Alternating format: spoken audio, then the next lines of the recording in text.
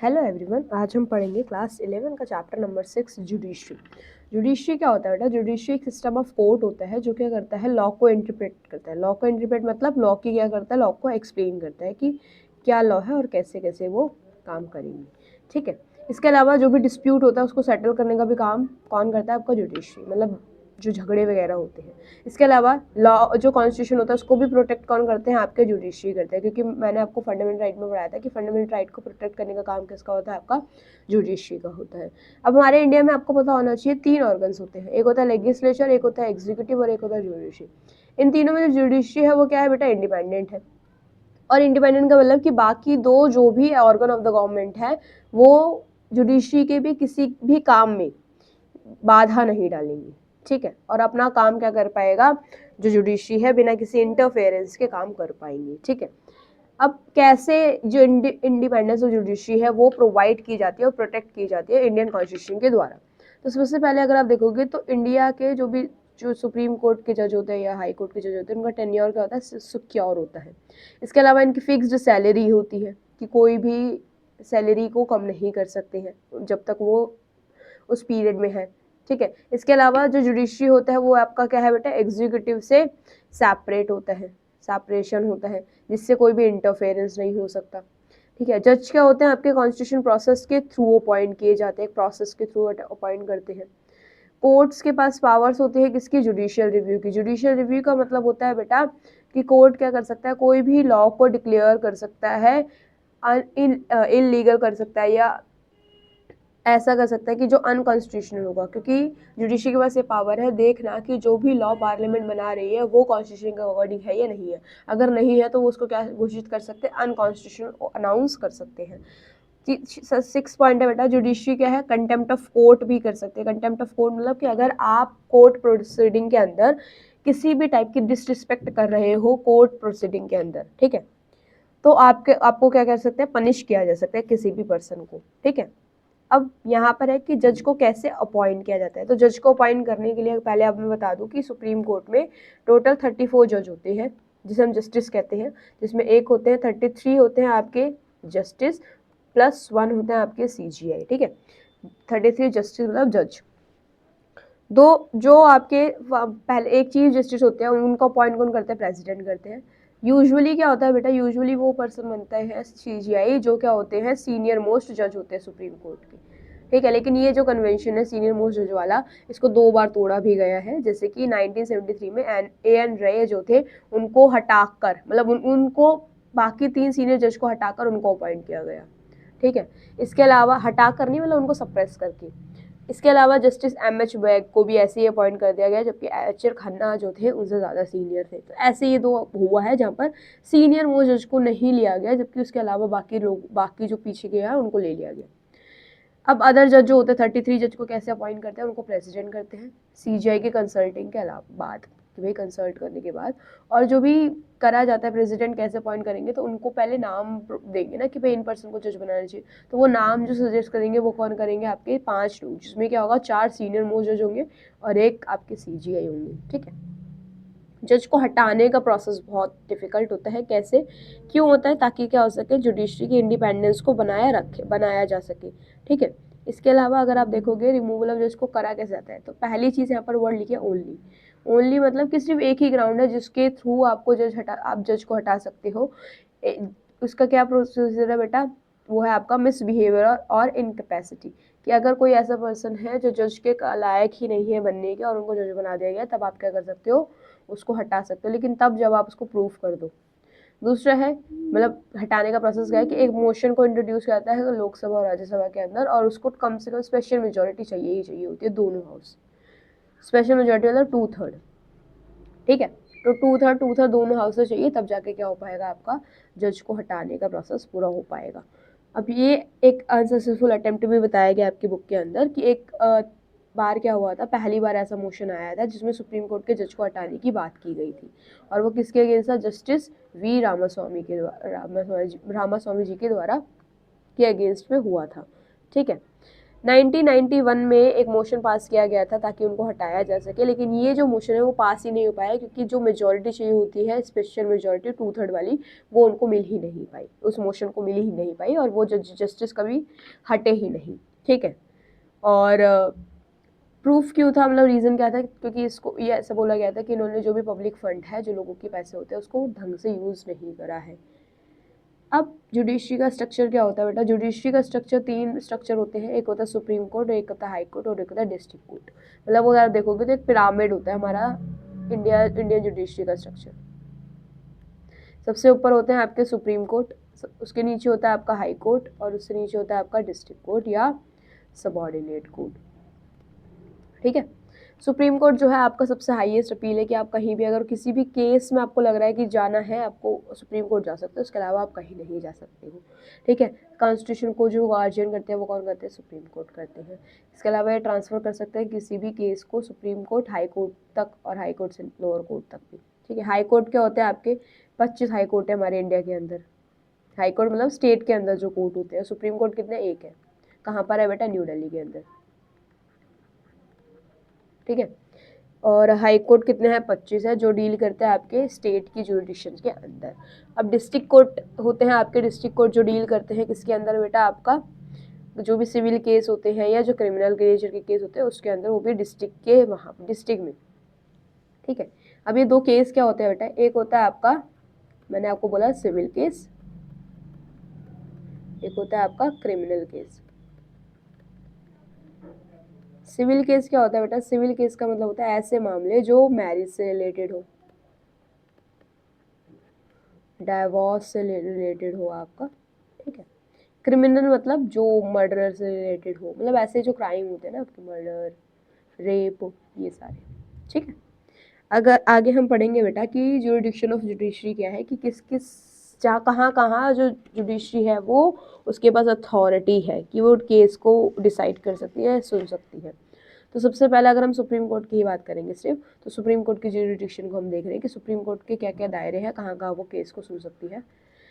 तो पहला है ओरिजिनल जुरिडिक्शन, कि डिस्प्यूट अगर किसी भी सेंटर के बीच में हो रहा है, मतलब पूरे देश के अंदर किसी केस हो रहा है तो आप सुप्रीम कोर्ट जाओगे।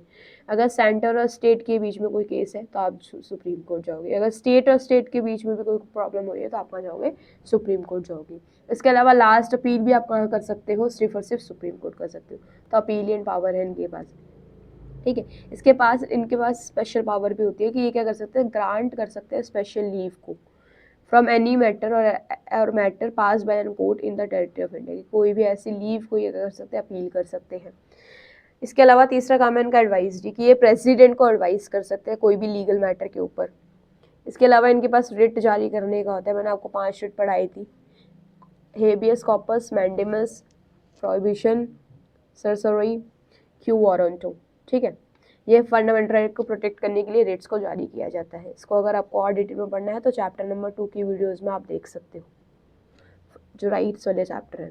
ठीक है, अब हम देखेंगे जुडिशियल एक्टिविज्म क्या होता है। जुडिशियल एक्टिविज्म का मतलब होता है बेटा कि जब जुडिशरी क्या करती है, एक्टिव रोल प्ले कर रही होती है अपना, और ताकि क्या हो सके, फंडामेंटल राइट प्रोटेक्ट हो सके, जस्टिस मिल सके लोगों को। ठीक है, अब की फीचर्स क्या क्या हैं जुडिशियल एक्टिविज्म के, जुडिशरी इंटरप्रेट कर सकते हैं कॉन्स्टिट्यूशन को ढंग से प्रॉपरली, फंडामेंटल राइट को प्रोटेक्ट कर सकती है, अकाउंटेबिलिटी ऑफ गवर्नमेंट को इंश्योर कर सकती है, पीआईएल की होता है, अभी आगे हम पढ़ते हैं।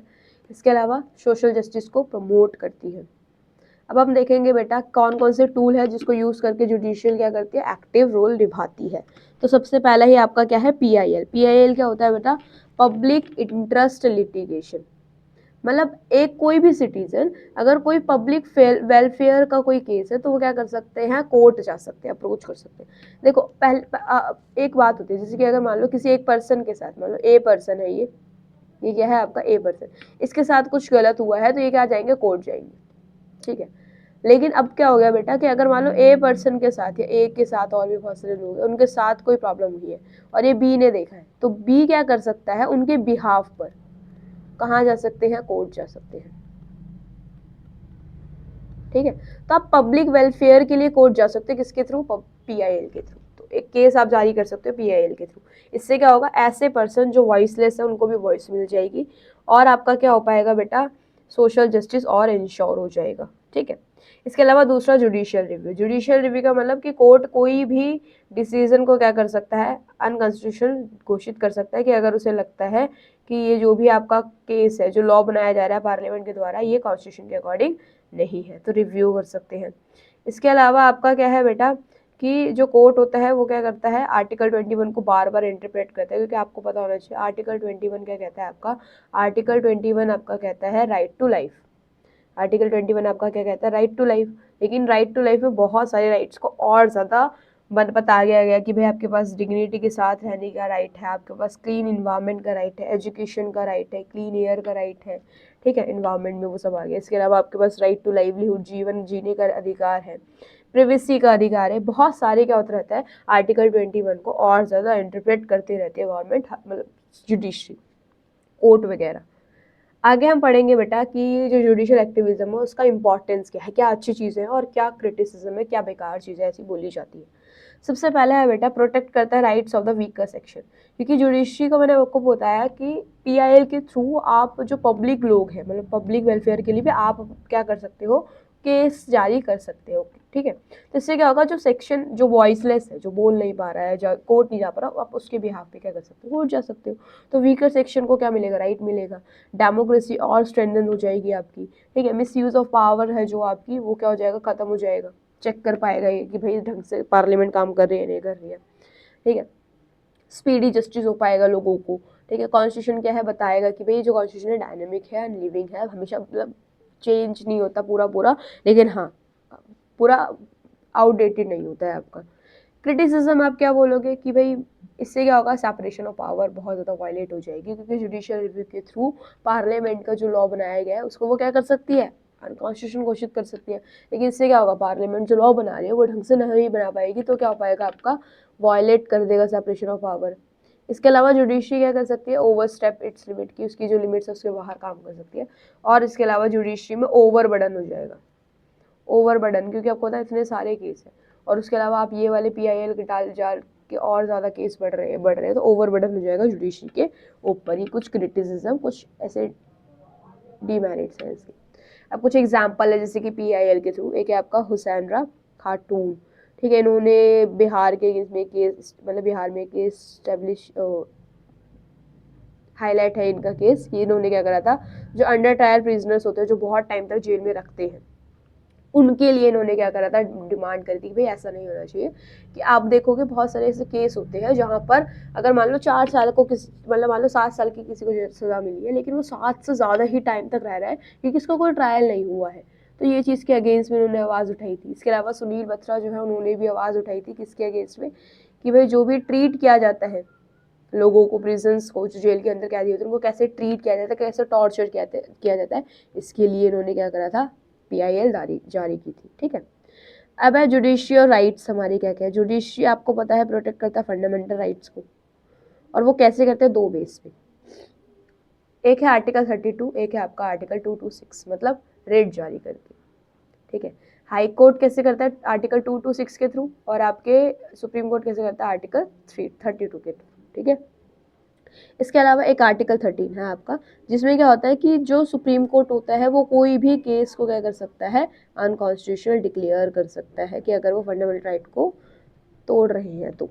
ठीक है, इसके अलावा जुडिशरी का जुडिशियल रिव्यू है, मैंने आपको पहले ही बता ही दिया। अब जुडिशरी और पार्लियामेंट का क्या रिलेशन है, क्योंकि एक बार बेटा एक कंट्रोवर्सी हुई थी जिसमें क्या था, एक राइट था हमारा फंडामेंटल राइट, जिसे हम कहते थे राइट टू प्रॉपर्टी। पहले ही हमारा फंडामेंटल राइट था, लेकिन पार्लियामेंट ने क्या करा था, इसको हटा दिया। 44th अमेंडमेंट लेकर, 44th अमेंडमेंट करके कॉन्स्टिट्यूशन के अंदर इस प्रॉपर्टी को, फंडामेंटल राइट्स को हटाकर क्या बना दिया, एक लीगल राइट बना दिया। अब इसमें कंट्रोवर्सी होने लगी, क्या ये सही है। तो इस कंट्रोवर्सी के तहत ये पता करा गया कि भाई जो पार्लियामेंट है वो अमेंड कर सकती है कॉन्स्टिट्यूशन, लेकिन उसका बेसिक स्ट्रक्चर चेंज नहीं कर सकती। और राइट टू प्रॉपर्टी एक फंडामेंटल राइट था, लेकिन एक बेसिक स्ट्रक्चर नहीं है वो। ठीक है, इसलिए वो चेंज कर सकती है। और ये केस किस में सॉल्व हुआ था आपका, केशवानंदा भारती केस 1973। ठीक है, आई होप आपको ये चैप्टर समझ में आया होगा।